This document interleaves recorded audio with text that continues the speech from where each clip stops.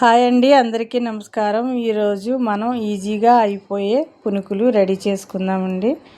ముందుగా మనం రైస్ తీసుకుందాము. 2 కప్పులు రైస్ తీసుకుని అందులో వాటర్ వేసుకుని శుభ్రంగా 2-3 సార్లు కడుక్కున్న తర్వాత బియ్యం ములిగే వరకు నీళ్ళు పోసుకొని 3 గంటల పాటు నానబెట్టుకుందాం.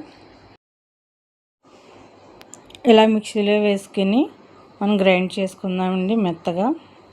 అలాగే ముందుగా 2 బంగాళదుంపలు బాయిల్ చేసుకుని బంగాళదుంపలు కూడా మిక్సీలో వేసుకుని మెత్తగా గ్రైండ్ చేసుకుందాము. ఇలా గ్రైండ్ అయిన తర్వాత దీన్ని బౌల్లో తీసుకుందామండి.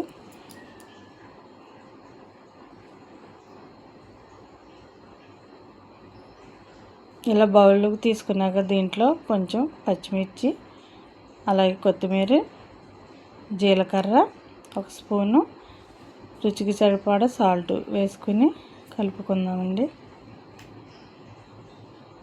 ఇలా మొత్తం కలిసేటట్టు కలుపుకొని ముందుగా ఆయిల్ పెట్టుకుని దాంట్లో ఇలాగ నేను చూపిస్తున్న విధంగా చిన్ని బొండాల కింద వేసుకుందాం.